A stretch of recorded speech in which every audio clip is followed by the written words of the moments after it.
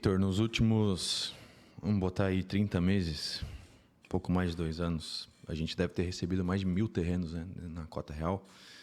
E desses 1.000, a gente fez projeto em mais de 500, né? Certo. Por que a nossa taxa de aprovação é tão baixa em relação aos produtos que a gente vem a estruturar em cima desses terrenos que a gente recebe? E eu queria que a gente fosse mais a fundo, abrisse realmente a caixa preta em relação a como que a gente faz esse processo dentro da cota real, porque esse aqui é o bastidores do mercado, né? O jogo antes do jogo. Então, hoje, o assunto vai ser sobre o ativo mais importante dentro da empresa, que são os terrenos, e como que é esse processo aqui dentro da nossa análise e do nosso crivo de aprovação de novas operações. Luiz, acho que em primeiro lugar é importante dizer que no nosso negócio, comprar um ativo que seja valoroso é algo muito importante. E quando se está gerindo capital próprio e capital de terceiros, através de uma estrutura profissional, não tem espaço para errar, não tem margem para erro. Então, isso traz um contexto de extrema importância que nós carregamos para a área de novos negócios da cota real. Como que nós avaliamos esses negócios e por que nós temos uma taxa de conversão na aquisição de terrenos tão baixa? Primeiro, porque nós somos extremamente criteriosos. Entendemos que um ativo, né, um terreno, para ser comprado, ele precisa passar por uma série de crivos que nos faça estar seguros em relação a adquirir esse terreno. Veja, por exemplo, que muitos terrenos estão ofertados no mercado da corretagem, né, no mercado imobiliário de maneira geral, pelos corretores, de uma forma que eles não têm tanto conhecimento do que realmente dá para fazer nesse terreno. Eu acho que, em primeiro lugar, é importante saber o que dá para fazer no terreno, porque um terreno vale aquilo que dá para fazer nele. Então, se eu tenho um terreno de 1.000 metros quadrados, 20 por 50, por exemplo, e dá para fazer uma casa, ele vale uma casa. Se eu tenho um terreno de 1.000 metros quadrados, 20 por 50, e dá para fazer um prédio nele, dá para fazer um valor muito maior de resultado nesse investimento. Então, o terreno naturalmente passa a valer mais em relação ao seu potencial construtivo. O potencial construtivo, ele é um dos itens que compõe a avaliação involutiva de um terreno. Eu sou perito avaliador e, apesar de ser perito avaliador, não assino as avaliações profissionais que nós temos na nossa empresa, e sim outras instituições que são tão boas avaliadoras como a gente é. Mas a perícia de avaliação de terrenos, ela traz na sua concepção para a avaliação de potencial construtivo a avaliação involutiva. E a avaliação involutiva, a gente precisa desenhar um projeto, nós precisamos entender, criar um produto imobiliário, entender o que realmente pode ser vendido, o que é viável fazer. Então, se eu tenho um imóvel que eu posso fazer um prédio, o que este imóvel está fazendo, pode produzir? Esse mercado produz o quê? Estúdios, plantas de 3 suítes, 4 suítes, né? A que valor por metro quadrado? Então, dessa forma, nós conseguimos entender um produto viável. Dos 1.000 terrenos mais de 1.000 terrenos que nós recebemos, pelo menos 500 passaram da primeira triagem, que é o quê? Uma avaliação nossa, com a nossa experiência, para entender, dos profissionais que estão à frente do comitê de avaliação, para entender se é um projeto, um terreno que justifica o investimento nosso em desenvolvimento de um projeto arquitetônico. Isso passa por um critério, inicialmente, de jurídico e ambiental. Então, se chega um terreno para nós e ele não tem documento, por exemplo, ele está no uso capião, é um terreno que não oferece segurança jurídica o suficiente. Nesse caso, esse terreno já é descartado. Ou então, quando nós temos um terreno que, visivelmente, ele tem restrições ambientais, que eu não preciso nem de um laudo de um engenheiro ambiental para entender que essas restrições já existem. É visivelmente uma área de preservação permanente. pela proximidade com um curso d'água, ou um relevo muito acentuado, ou uma vegetação muito densa. Nesse caso, o terreno também já é descartado. Quando ele passa por esses 2 filtros, aí então ele vai para o desenvolvimento de projeto. No desenvolvimento de projeto, a gente consegue ter acesso ao quadro de áreas. Qual que é a metragem construída, qual que é a metragem privativa, e faz a pesquisa de mercado para entender quais são os números desse empreendimento. Assim a gente consegue visualizar exatamente a conta que o incorporador faz. Nós somos profissionais em comprar terreno para permutar, mas a gente faz tão bem ou até melhor a avaliação do terreno como o incorporador faz. Porque eu preciso entender como que o incorporador enxerga esse negócio e quanto que ele está disposto a me pagar. Então, se ele está disposto a pagar 100 milhões de reais em permuta num determinado imóvel, nós temos a oferta da aquisição desse imóvel por exemplo, 30 milhões de reais. Então, me parece ser um bom negócio. Agora, se o imóvel está sendo ofertado por 50 milhões de reais e dá para fazer na permuta 70 milhões de reais, já não é um imóvel atrativo para a cota real. Então, a segunda etapa da nossa análise, ela vai bater muito nesse ponto do desenvolvimento do projeto, encontrar os quadros de áreas e, dentro da pesquisa de mercado, precificar uma viabilidade financeira desse empreendimento futuro de uma forma que a gente consiga entender que é um bom negócio ou não. E essa é a segunda etapa. Então, dos mais de 1.000 terrenos, metade já cai no meio do caminho, na primeira etapa, e a outra metade avança para a segunda etapa, onde nós temos o estudo arquitetônico, o desenvolvimento do projeto, a pesquisa de mercado e a montagem do valuation desse imóvel. E aí nós entramos, então, na terceira etapa, que é o envio de proposta e negociações, onde a gente passa a ter um funil, né, acontecendo aqui. Começa com mais de 1.000 terrenos, cai para 500 terrenos, onde a gente vai fazer proposta de fato, esse número não supera os 50 terrenos. Então, eu já reduzi aí para 10% da etapa de 500 e 5% apenas da etapa dos 1.000 terrenos que nos enviaram. Desses que a gente manda a proposta, esses 50 terrenos, apenas alguns terrenos, menos de 10, a gente efetivou definitivamente a aquisição. Ou seja, uma análise extremamente criteriosa que passa por processos de negociação e que nos leva a ter um índice de conversão aproximadamente de 1% dos terrenos que a gente analisa. Vamos entrar em mais detalhes sobre essa conta do incorporador. Acho que é importante a gente ir mais a fundo em relação a isso. Por que a gente faz essa conta nesse primeiro momento? Por que isso para nós é importante? Fazer a conta do incorporador é muito importante para nós pelos seguintes fatores. O custo da construção ele é basicamente o mesmo para todas as incorporadoras. Por quê? Porque o concreto custa a mesma coisa para todas, o aço custa a mesma coisa para todas, a mão de obra custa a mesma coisa para todas. Isso falando num aspecto regional, em função da construção civil ser regionalizada. O que vai mudar é o padrão do produto que é aplicado na hora dos acabamentos. Eventualmente, em algum detalhe arquitetônico, uma fachada de vidro e tudo mais, tá? Mas, basicamente, o custo ele é o mesmo para todos. O imposto é o mesmo para todos, porque é uma lei federal. A comissão varia muito pouco de mercado para mercado, de região para região, mas, basicamente, é o mesmo para todos.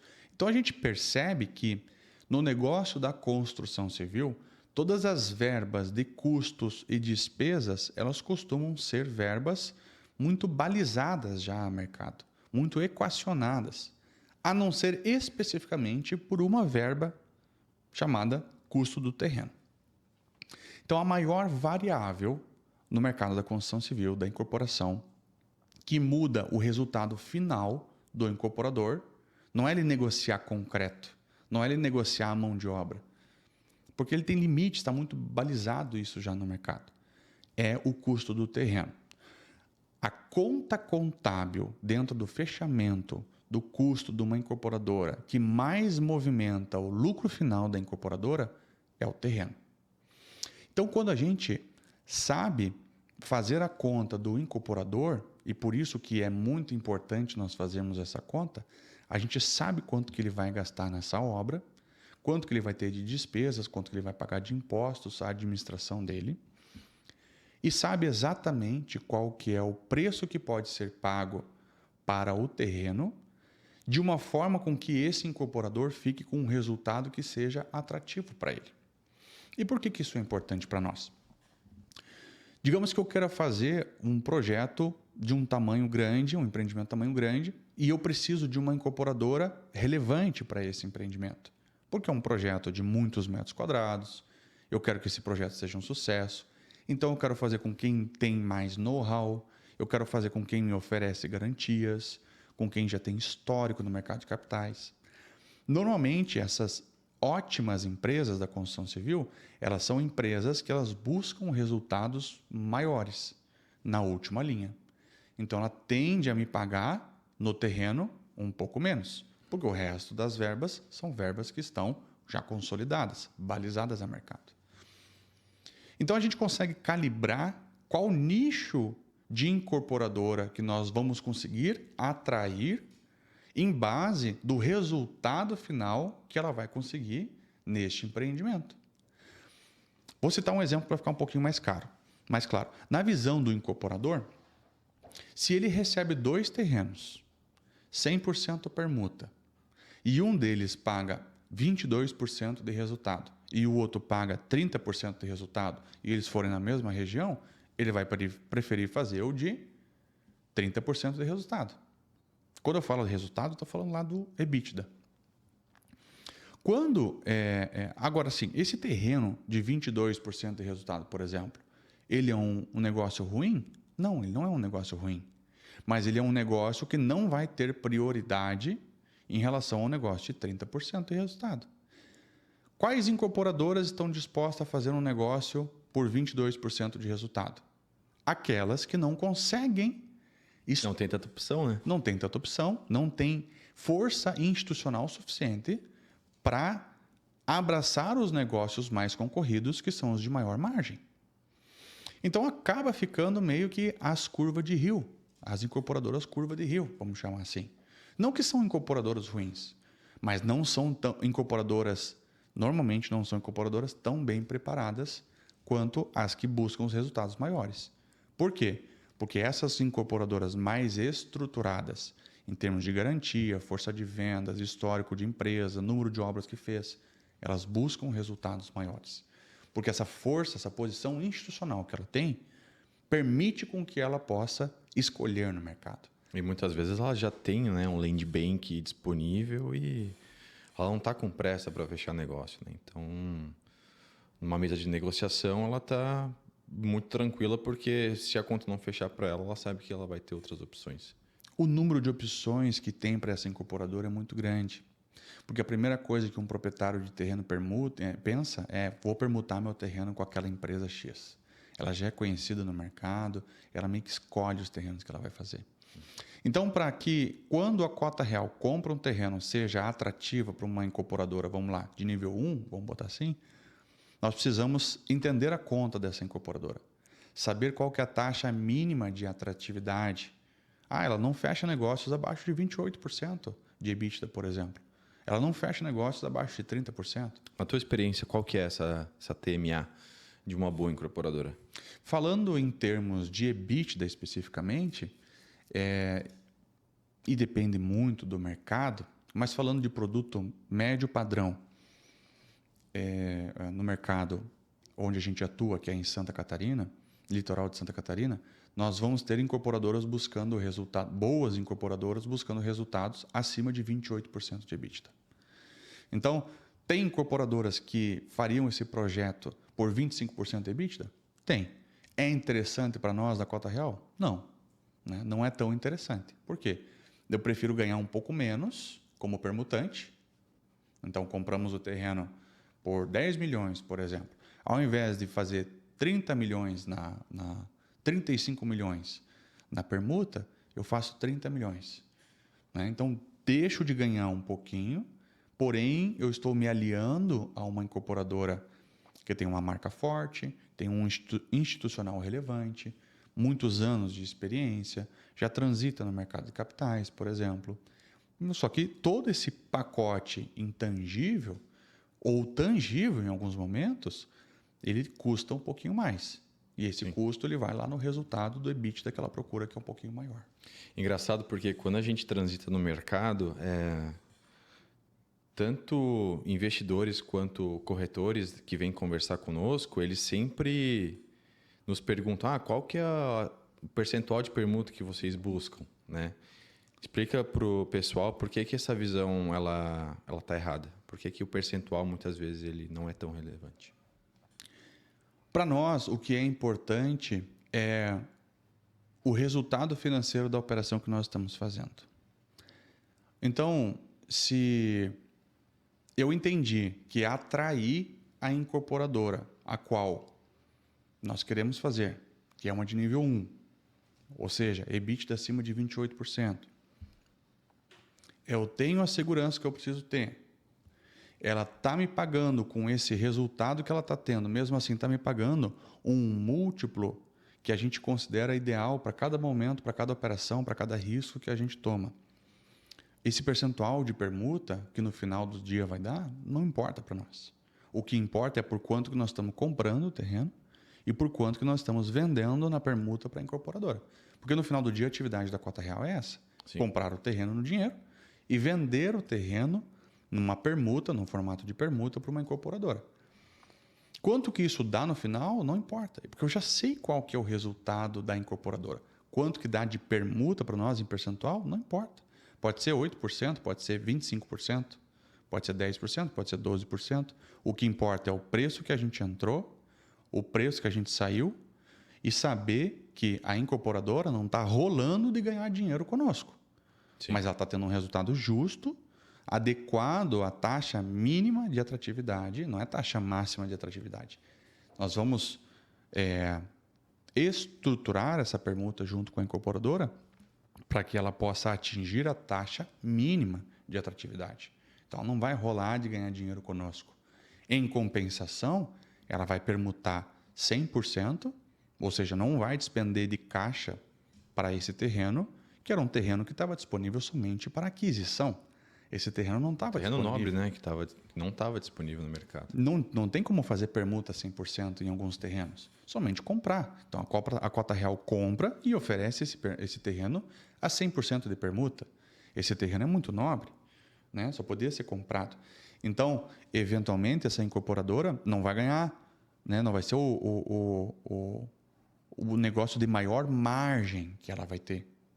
Mas, provavelmente, vai ser um negócio que vai estar lá nos top 5 de negócio prime que ela tem, terrenos nobres. Uhum. Por quê? Porque é um terreno que só estava disponível para venda. Sim. E agora ela está fazendo uma permuta 100%. Por que em regiões como Frente Mar, Praia Brava, Balneário Camboriú também, a gente vê percentuais de permuta de 40%, 50%? Explica um pouquinho dessa matemática. Exatamente por causa desses dois fatores que a gente estava conversando agora, né? Então, um concreto ele custa a mesma coisa, tanto no bairro, que é longe do mar, ou de frente para o mar. O preço do concreto é o mesmo, mas o preço da venda, do metro quadrado da venda do imóvel, é completamente diferente. Então, se você tem um metro quadrado de, por exemplo, R$50 mil na hora da venda, por metro quadrado, você tem um apartamento de 100 metros quadrados valendo R$5 milhões. Então, nesse caso, o concreto está custando a mesma coisa do apartamento, que é R$10 mil o metro quadrado. Sim. Tem acabamentos que eventualmente são mais caros, ok? Mas a parte bruta da obra, que representa aí pelo menos 60%, quase 70% do custo de obra de um empreendimento, ele é o mesmo para os dois empreendimentos. Então, qual que é o fator que vai regular o EBITDA do incorporador? Porque se o incorporador está gastando a mesma coisa, é claro que ele prefere fazer o que vende a R$50 mil o metro quadrado e não a 10 mil. Mas tem um fator que calibra o EBITDA, para que ele não faça um EBITDA de 50%, 60% de lucro no empreendimento. E esse fator se chama custo do terreno. Eventualmente, é possível sim ver terrenos serem permutados por 40% do VGV da obra, 50% do VGV da obra, mas são casos onde o valor por metro quadrado na hora da venda vai bater pelo menos 70, 80, 100 mil reais o metro quadrado. Então, não é incomum aqui na nossa região, ou regiões bem valorizadas como São Paulo, Florianópolis, o norte de Santa Catarina, Vitória, nós temos permutas que vão de 20% a 30%. Isso não é incomum. Permutas de 40% a 50% na área predial são permutas mais incomuns. São terrenos extremamente nobres, extremamente concorridos. E esses terrenos não se faz mais 100% permuta. Por quê? O que acontece com esses terrenos? São terrenos tão nobres que eles são muito assediados. E são terrenos que, pelo assédio que recebem, começa a ficar mais exigente com aquele que vai vir fazer uma permuta. Então, você pode vir fazer uma permuta comigo, mas além da permuta, você tem que me dar 5 milhões de reais. Sempre tem uma torna. Sempre tem uma torna, sempre tem um valor. E, eventualmente, somente venda. Não, está aqui, meu terreno é muito nobre. É objeto de desejo. Então, não é permuta, é só venda. Só vendo o meu terreno. Porque, para pagar permuta, eu tenho 10, 15 incorporadores aqui que estão me oferecendo, por exemplo. Tá? Então, esse é um fator que a gente avalia, onde a gente consegue ver o preço do terreno, o percentual que é pago de permuta pelo terreno, que é o que calibra o preço do terreno, evoluindo junto com o preço do metro quadrado do apartamento, desse produto que vai ser produzido na hora da venda. Quais são os riscos mais importantes da gente mitigar nessa hora de analisar um terreno e de partir para uma proposta? O potencial construtivo, com certeza. Vamos olhar o zoneamento, vamos olhar o plano diretor. Precisamos ter uma consulta de viabilidade emitida pela prefeitura, olhar todo o zoneamento, todo o plano diretor, fazer o nosso projeto. A pesquisa de mercado é um ponto que a gente tem que resolver. Definir o valor do metro quadrado praticado na região e fazer o projeto para a gente definir o VGV desse empreendimento que a gente conseguiu desenvolver nesse terreno, né? Exatamente. Nós aqui, a gente prefere fazer essa análise mais conservadora. E percebe que, eventualmente, surgem projetos para nós, terrenos, oferta de terrenos, já com um projeto, e muitas vezes com uma fachada faraônica, ou um apartamento grande, e com algumas soluções realmente viáveis e legal, complementando com um master plan naquele local. Porém, o metro quadrado se torna uma viagem completa. Destoa do que está sendo praticado ali na região, né? Fica uma coisa muito otimista e isso não é legal, assim, porque na hora de comprar um terreno, você não pode errar nessa parte. Então, você tem que ser mais conservador. E a gente procura ser mais conservador. Ok. Fiz a conta conservadora e a conta fecha, ok, a partir de agora eu começo a agregar valor nesse produto. Por quê? Quem responde por agregar valor no produto não é o que eu desejo ou o que a incorporadora deseja, é o mercado. Então, se o mercado não absorver e eu contei com essa absorção de valor para poder fechar minha conta, abre uma margem de risco aí que a gente não está disposto a tomar. Então, a pesquisa de mercado é algo muito importante. A gente sempre entra em mercados que são monitorados, onde a gente já tem pesquisa, ou pelo menos outras instituições já têm pesquisa e monitoram esse mercado. Um outro fator muito importante é a questão jurídica. Eu trago um exemplo que nós temos um terreno onde havia uma incorporadora que já tinha permutado esse terreno e, nesse caso, eles estavam discutindo o distrato entre eles. Essa incorporadora já havia perdido em primeira e segunda instância, mas ainda havia discussão em terceira instância. Ainda cabia recurso, o prazo final ainda não havia vencido, o processo de distrato ainda não havia terminado, não era um trânsito em julgado. Ou seja, isso já fazia anos, foi uma caminhada de anos, mas o atual proprietário do terreno já estava querendo vender novamente o terreno. E nesse caso aqui, a nossa segurança jurídica no momento de adquirir o terreno, ela vira apenas um papel, fictícia. Então, toda a diligência que é necessária fazer, tanto nos proprietários dos terrenos, nos antigos proprietários de terrenos e no próprio imóvel, para entender quais passivos recaem sobre essas pessoas físicas, jurídicas e pelo próprio imóvel, isso é muito importante. Por quê? Na hora de fechar um contrato com esse dono de terreno, é um contrato de compra e venda ou de promessa de compra e venda. E esse é um contrato que não volta para trás. Então, é um dinheiro que você paga e se eventualmente acontecer alguma coisa errada, você não vai ser proprietário desse terreno e também o dinheiro não vai voltar, provavelmente. Então, tem que tomar muito cuidado com isso e existem cláusulas suspensivas e cláusulas resolutivas que precisam ser colocadas em contrato onde haja sincronia com a diligência que foi observada no momento antes da aquisição.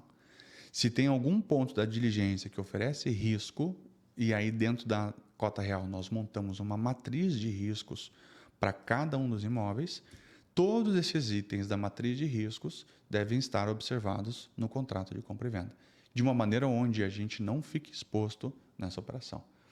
Então, esses riscos jurídicos de propriedade, transferência de posse, eu entendo também que é esse terceiro ponto aqui que nós estamos conversando.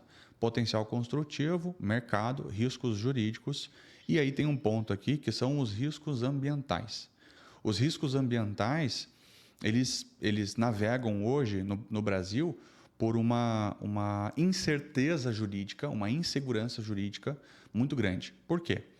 Porque por mais que você tenha hoje no Brasil leis ambientais dizendo o que dá, o que não dá para fazer, em nível federal, em nível estadual e em nível municipal, você mesmo assim, na prática, hoje o incorporador, ele protocola um projeto no órgão ambiental, por exemplo, e ele recebe surpresas, porque quem no final do dia dá a canetada dizendo pode fazer, pode tirar essa árvore, ou esse curso é natural, o curso d'água é natural ou artificial, é um técnico que está dentro de uma fundação municipal e ele é o responsável pelo ambiental. Então, muitas vezes esse técnico não está bem preparado, muitas vezes esse técnico tem um entendimento a respeito de uma nuance da lei que não está muito clara, e ficar exposto a isso quando você está fazendo um investimento de dezenas de milhões de reais é perigoso. Então, esse ponto ambiental é um dos itens que a gente avalia com muito critério. Temos diversas equipes consultoras ambientais, cada uma nas suas especialidades, que nos assessoram quando a gente vai comprar um terreno e, eventualmente, alguns terrenos a gente só adquire depois do licenciamento. Até posso negociar com você hoje, mas o pagamento só vai acontecer depois do licenciamento ambiental prévio, no mínimo. Como que funciona? Vamos para a próxima etapa, então. A gente recebeu os 1.000 terrenos, a gente fez estudo em 500, 50 a gente avançou para uma proposta, desses 50, 5 ou 6 vão virar realmente uma compra. E agora o próximo passo é efetuar a permuta, né? Sim. Como que é o processo de escolha dessa incorporadora? O processo de escolha da incorporadora ele começa no momento que nós estamos definindo o valor ideal de compra do terreno, muito antes de negociar. Então, como a gente já vinha falando, o EBITDA que essa incorporadora vai ter numa possível permuta conosco já define em qual segmento de mercado nós vamos atuar. Imagine que o mercado das incorporadoras, se você mapeia todas as incorporadoras do Brasil, algumas você consegue colocar num nível 1, outras no nível 2, outras no nível 3 e assim por diante. Pense que tem incorporadoras, o negócio da incorporação é um negócio regional, tem incorporadoras que não querem vir para a sua região. Então, por exemplo, Santa Catarina, a Cyrela não tem atuação. E a Cyrela é a maior incorporadora do país. Não adianta eu ir lá na Cyrela, bater a porta lá e falar, vem fazer uma permuta comigo. Não adianta, ela não vai vir. Ah, mas tem margem. Não, não é um caso de margem. Ela não opera nessa praça. Então, eu preciso começar a estrategicamente segmentar quais incorporadoras são possíveis parceiros para fazer essa permuta conosco. Com base na região de atuação. Base na região de atuação é um dos critérios. Outra base é o tipo de produto que ela faz, padrão do produto, se é médio padrão, se é compatível com o terreno, se é alto padrão, se está compatível com o terreno. O outro ponto é se o resultado que nós estamos propostos a proporcionar para essa incorporadora é compatível com o que ela busca. Então, isso já segmenta as incorporadoras e normalmente na cota real é o suficiente. A gente consegue escolher as melhores incorporadoras porque nós não queremos espremer as incorporadoras. A gente quer as melhores incorporadoras e não o melhor resultado único e exclusivamente, né? E tem o processo de negociação, né? Então, esse processo de negociação, especificamente com a incorporadora, ele é muito importante que seja atendido a alguns critérios, como, por exemplo, garantias. Essa incorporadora oferece garantias? Tem condições de oferecer garantias? Que tipo de garantias? Nós temos algumas preferências. Por exemplo, não é garantia real. Por quê? Porque a execução de uma garantia real é muito complexa. Explica para nós um pouco desse processo, né? Por que isso, dentro no cronograma de um permutante, é importante essa parte das garantias? Porque ele é dono do terreno. Perfeito. Cota real é dono do terreno. Comprou o terreno, é dono do terreno. Em qual momento a gente deixa de ter esse lastro e nos coloca numa posição um pouco sensível, vamos dizer assim, frágil? Como é que funciona essa linha do tempo? Adquirimos o terreno. Porque a gente vai olhando, tipo assim, em cada momento a gente analisa um risco e a gente mitiga ele, né? Perfeito. Então, a gente recebeu o terreno, a gente mitigou o risco de potencial construtivo. Perfeito. Depois a gente mitigou o risco jurídico. Depois o risco ambiental. E agora o risco de deixar o nosso bem, né? deixar o nosso bem à disposição de uma empresa que pode quebrar, por exemplo. E a gente já viu vários casos assim, né? Acontece, né? Porque principalmente por essas incorporadoras que trabalham por margens menores, qualquer coisa que der errado coloca ela num risco de quebrar, por exemplo, tá? Então, como é que funciona essa linha do tempo? Compramos o terreno, temos a propriedade e a posse do terreno, tá? Essas duas esferas de deter algo são importantes nesse assunto. Propriedade e posse. Posse é quando, por exemplo, eu alugo uma sala, eu tenho a posse da sala, mas o proprietário é outra pessoa. Então, propriedade é quando você detém em documento, você é o detentor dos direitos desse imóvel, você detém a propriedade em documento, tá? Um herdeiro, por exemplo, ele é proprietário? Não, o proprietário é o espólio daquele que faleceu. O herdeiro vai vir a ser proprietário. Então, tem uma diferença muito sutil, juridicamente falando, nessa questão de posse e propriedade, que é muito importante a gente entender. A partir do momento que a cota real adquire, ela detém posse e propriedade desse imóvel. Quando ela faz a permuta, ela vai passar o terreno para a incorporadora fazer a permuta, ou totalmente ou parcialmente. Então, vamos lá, se é um terreno grande, tem 6 etapas, por exemplo, como é caso que a gente já tem na nossa empresa, nós não vamos passar o terreno inteiro para a incorporadora. Por quê? Porque, ela não vai executar tudo numa etapa só, então se alguém tiver que ficar com o terreno todo, que seja a gente mesmo. E 2, porque a gente sempre pede garantias a respeito daquilo que a gente está se desfazendo. Se eu tenho um imóvel no qual eu preciso passar para a incorporadora fazer a incorporação, agora eu vou abrir mão da propriedade desse imóvel. Então, na linha do tempo, a gente compra um imóvel, detém posse e propriedade. Quando a incorporadora licencia e precisa executar a incorporação, nós, cota real, precisamos abrir mão da propriedade total ou parcialmente do imóvel que nós compramos. Só que a gente só faz isso condicionado a incorporadora fornecer uma garantia complementar. Por quê? Porque se eu estou dando o meu ativo real para que ela possa fazer a incorporação, eventualmente, se ela tiver qualquer problema, eu tenho como executar e não saio no prejuízo de forma alguma. Isso é muito importante. Por quê? Porque problemas podem acontecer. A incorporadora precisa ter autonomia em administrar o seu próprio projeto. Então, é ela que tem que ser a administradora do projeto. Nós não queremos contratar pedreiro, nós não queremos contratar empreiteira, cuidar de padrão de obra. Não é o nosso core business, é o da incorporadora. Então, ela toma riscos para isso. E, eventualmente, esses riscos, quando não bem calibrados, pode ser por gestão ou até mesmo por mercado, pode, eventualmente, culminar no enfraquecimento financeiro da consultora, ela quebrar, por exemplo. Então, como é que nós nos protegemos em relação a isso? Com garantias complementares. E essas garantias complementares podem ser de N formas. Pode ser um produto financeiro, pode ser garantia real, pode ser a fidejussória, pode ser um composto de várias garantias, mas de uma forma que a nossa estrutura jurídica hoje e a nossa estrutura de fundo de investimento também, que é regulada pela CVM, esteja tranquila em relação que eu tenho aqui de onde tirar se tudo der errado. Eu vou executar isso aqui. Uhum.